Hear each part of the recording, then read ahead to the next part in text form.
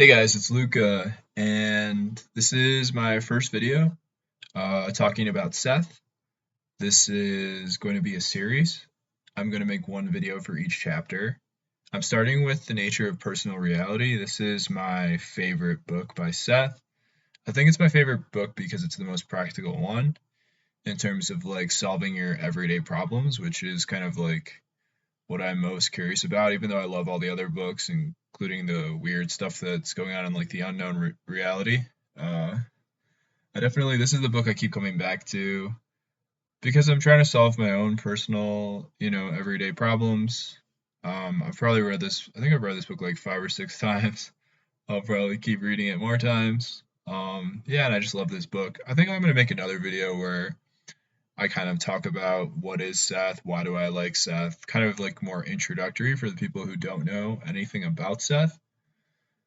Um, yeah, so if you're kind of curious about that, I'll probably post that video and I'll put a link in the description. But in general, I'll try to just get right to it. Try to make these as brief as possible. That's kind of the goal of a summary, is to kind of condense lots of information into a little bit. The format of these is I'm just gonna go through quotes. I've kind of pulled out all the quotes that I really liked from the chapter and that I thought were relevant and important. And I'll just talk about them, read them, and talk about them. Uh, yeah, so this book is The Nature of Personal Reality. Oh, shoot. And the author is Jane Roberts, but also kind of Robert Butts. He writes the notes, and he was the one who was recording by hand while Jane was speaking in trance. So it's kind of like a team effort between the two to make these books. Okay, so chapter 1, The Living Picture of the World.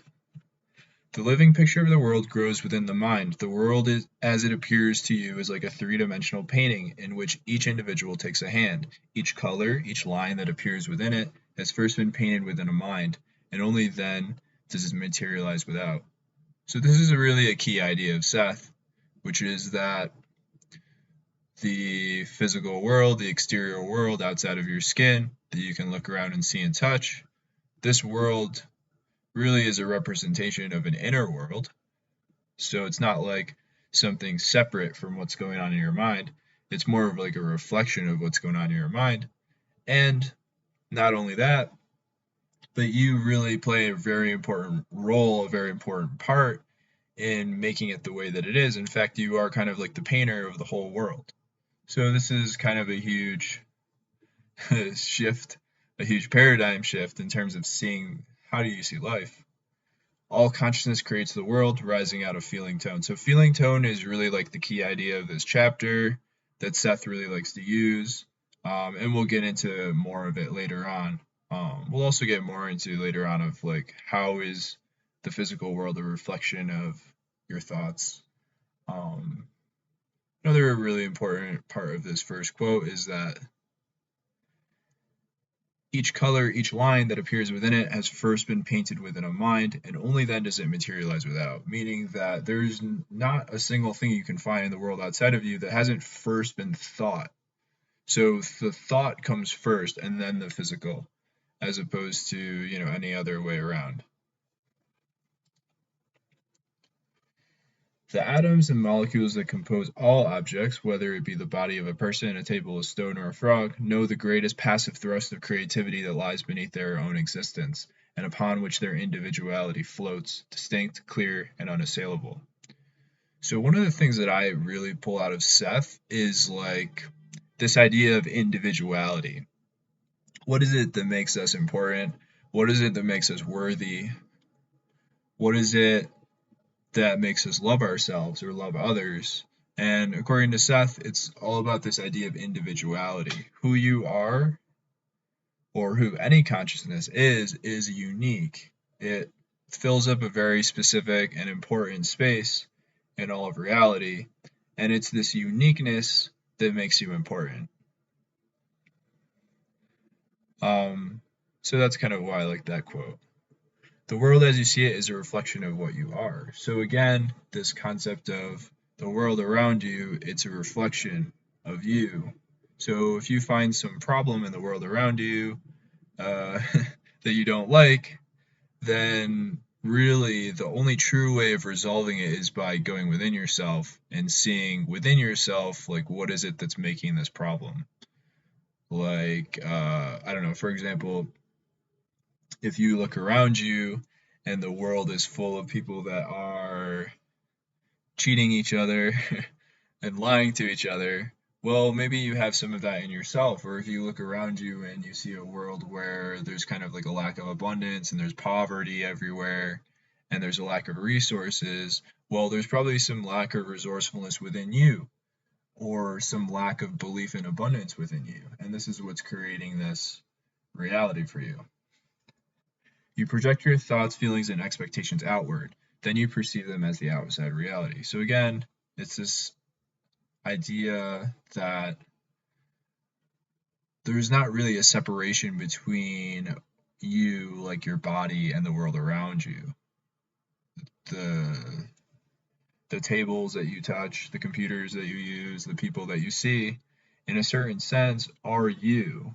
They're kind of extensions of you, almost like your fingers are extensions of you. There's not some real difference between, like a mountain or a part of your body.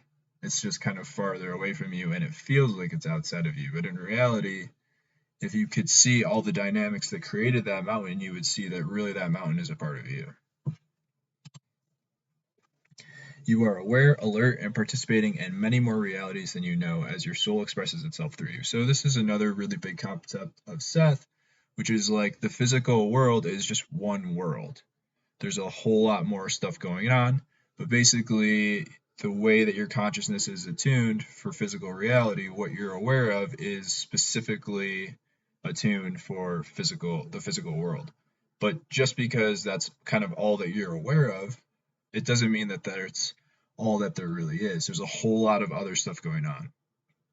Specifically, I think we all kind of intuitively understand there's something going on inside of us. There's kind of like an inner world that we have access to that is not physical. Um, and Seth basically is always talking about how there's so much more other stuff going on. You do not have the same ego now that you had 5 years ago, but you are not aware of the change. So, another kind of illusion that Seth is trying to dispel in this first chapter is kind of what I would interpret as the illusion of time, which is it feels like our ego or our personality is going through time steadily and it's the same person. We're the same person we've always been. We go through time in a forward manner. We can't go backwards in time. But this is kind of illusory according to Seth. And really, your ego that you have now is not the same the ego that you'll have in 10 minutes or that you had 5 years ago. So there's kind of more plasticity, there's more maneuverability in terms of how time works and how consciousness works than what we're used to. Exterior events, circumstances, and conditions are meant as a kind of living feedback. Altering the state of the psyche automatically alters the physical circumstances. There is no other valid way of changing physical events. So this is kind of like really, to me, like the game changer in terms of like why I love Seth, why I care about Seth, why I keep reading Seth, is because it's giving you an alternate way to resolve your life problems. And according to Seth, this is really the only valid way of resolving your life problems, meaning like what you were doing in the past wasn't so effective. So, before maybe you have any, before you learn about any kind of spiritual teaching, growing up in the Western world, you go to school, you learn like, okay, if you want to like solve a problem, you kind of solve it through physical methods, right? So you may come up with a plan of physical steps. Maybe I need more money, so I will build a business or I will write a job application and submit it to a few different jobs or like it's all about taking action within the physical world, right? The idea being you need results within a physical world, so you go into the physical world and you directly touch stuff within the physical world. According to Seth, the only real valid way to really resolve physical things is to do it spiritually or to do it like in the inner world, because the outer world ultimately is a reflection of the inner world. So, kind of the most effective or the only valid way of changing physical events is to change it within the inner representation so that it gets reflected outward differently. There's nothing in your exterior experience that did not originate within you. So, again, the same idea, everything you see outside of you originated from you. So, it gives you a kind of like a calmer way of viewing the world, because if you don't view it this way, every time you see something you don't like, you feel like it's some other, like, oh, I hate this person, I hate this political party, I hate this country, this race, this gender. But when you understand that really everything that you see in your experience is you, you can't so easily hate it. You have to instead say, okay, what is it within me that's causing this? What kind of strife is within me that is causing this aspect of reality that I don't like? In the most miraculous fashion, you are given the gift of creating your experience. This is a beautiful quote from Seth, one of my favorites. And yeah, so this is kind of like why we're here. We're here to learn about this miraculous gift that we have of creating our own experience, basically through our thoughts and our beliefs and our emotions. Space and time are both brute assumptions, which simply means that man accepts both and assumes that his reality is rooted in a series of moments and a dimension of space. So your inner experience is translated in those terms. So here again is talking about space and time and basically how they're kind of an illusion, but they're kind of an assumption or an agreement, which we all agree to when we come to this world. They're kind of like the rules of the game. Kind of like if you're playing soccer, there's rules of like you can't use your hands, and if you kick the ball out of bounds, the other team gets to do a throw in. Kind of that's kind of how I see it. So space and time are kind of like the rules of the game for a physical world. Basically, you create your experience through your beliefs about yourself and the nature of reality. Another way to understand this is to realize that you create your experiences through your expectations. So Seth takes it like one step further here, being a little bit more specific. Instead of just saying, okay, you just create your reality through your thoughts or whatever, he's being more specific. Seth really goes back to beliefs, beliefs, beliefs. He always talks about beliefs. And I think this is kind of like a more concrete way to think about it. Is kind of like our minds, the way that I think of our minds is kind of like a bunch of computer code, I guess, and we've got certain patterns or certain pieces of code that keep running. And to me, these are kind of like your beliefs.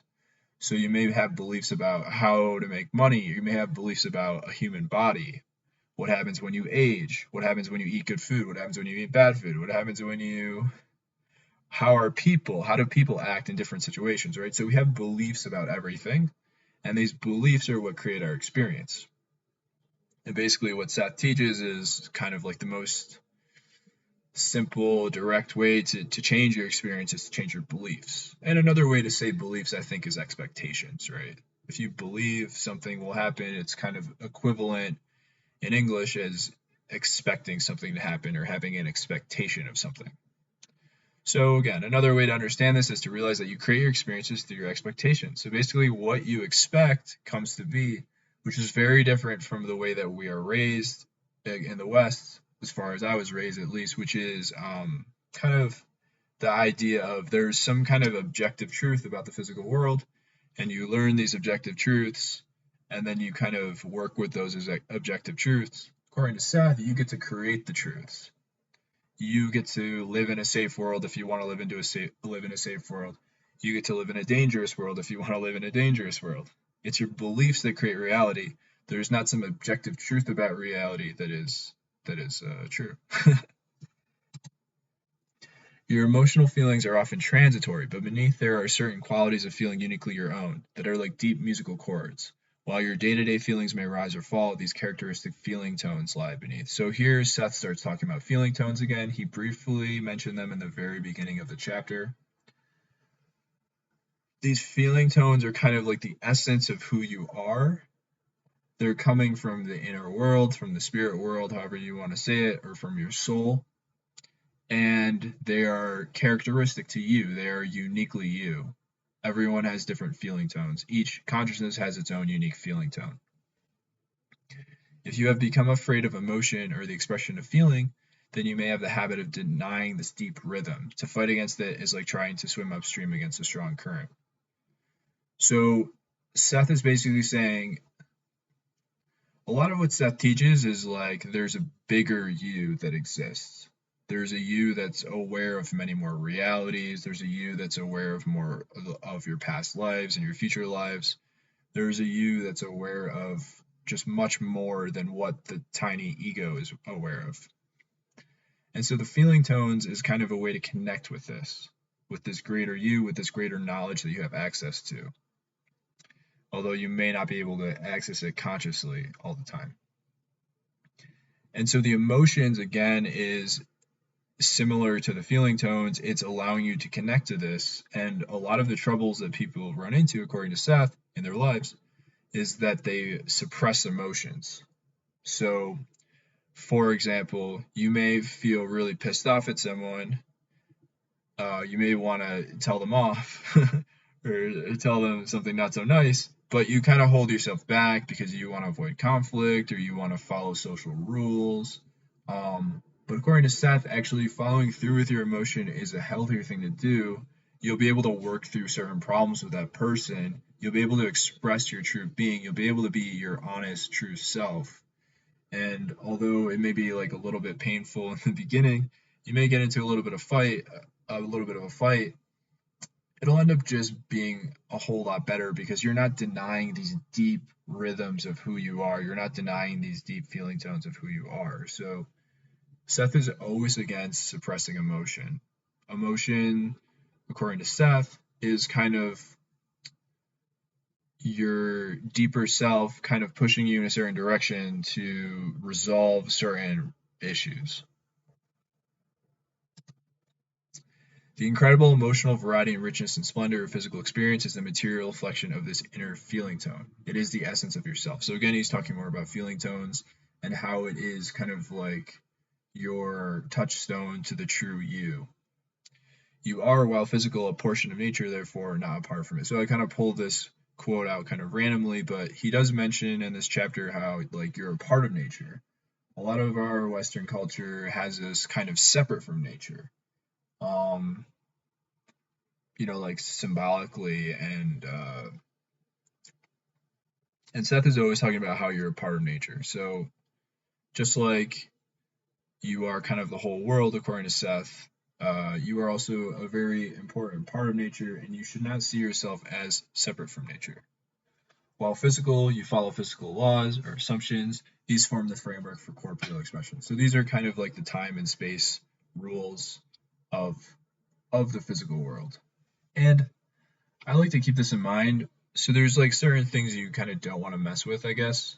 According to Seth, like maybe you don't want to try to mess with gravity or the seasons or the cycles of birth and death or the cycles of nature. You are part of nature. So there are certain kind of rules and laws and rhythms that we should abide by because they're kind of like the rules of the game.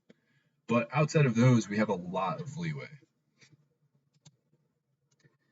You make your own reality. There's no other rule. Knowing this is the secret of creativity. So this is like the quintessential Seth quote. You make your own reality. There's no other rule. So if you had to pick one rule from Seth, this is it. You make your own reality. You make everything. It's really hard to come to grips with it. I don't think I've fully come to grips. I've definitely not fully come to grips with it, which means that, anytime you feel like something's outside of your control, that's an illusion. You make your own reality. Every time you feel like people are against you or you feel like there's some limitation in your life, again, you make your own reality. All these limitations are kind of unreal. All these ideas of things outside of your control are also unreal. I've spoken of you, yet this must not be confused with the you that you often think you are, the ego alone. So when he says you make your own reality, he's not just talking about you like the ego. He's talking about your whole soul, like this bigger part of you that has access to more stuff, access to more realities, access to information from past lives, future lives, and so on and so forth. So he kind of distinguishes between the you that is just the ego or the larger you, which is what Seth often refers to as the soul or the oversoul. Through the conscious mind, the soul looks outward. Left alone, it perceives clearly. So here he's talking about the conscious mind and the ego. The ego is the eye through which the conscious mind perceives. So the ego and the conscious mind are kind of like these more minute, more specific parts of the mind or of the soul that are specifically focused in the physical life. And it is only when the conscious mind becomes rigid in its direction or allows the ego to take on some of its own functions that difficulties arise. So you kind of get into problems when the ego forgets that you're not just this one life, that you are so much more. You have access to so much more information. So the ego may cut you off from intuitive information. It may cut you off from your emotions. It may cut you off from, yeah, all sorts of information that could be useful, but the ego kind of cuts you off. And this is when you run into problems. And this is the last sentence of the chapter. And so it is from your larger identity that you form the reality that you know. It is up to you to do this with joy and vigor, clearing your conscious mind so that the deeper knowledge of your greater identity can form joyous expressions in the world of flesh. So I always come back to this. It's your job. Or it doesn't say it's your job, but it is up to you to do this with joy and vigor, clearing your conscious mind. Kind of saying that it is our job to clear our conscious mind. Seth actually doesn't talk about this too much as far as I can tell, but this is almost, reminds me of kind of like the Buddhist things, or like meditation, clearing the mind, clearing yourself of concepts and ideas. It's almost like a very Eastern thing, which Seth doesn't, he's not too similar to that usually in his teachings. But, I do like to note here that it's about clearing the conscious mind. So I guess the way I would interpret it in terms of Seth is clearing yourself of limiting beliefs so that the deeper knowledge of your greater identity can form joyous expression in the world of flesh. So it's kind of our job as we come here into this life to live it with joy and vigor and to clear ourselves of limiting beliefs that are holding us back from kind of a more true expression of ourselves. And that's the end of the first chapter. I hope you guys enjoyed this, and I'll be doing this for every chapter of this book. See you guys.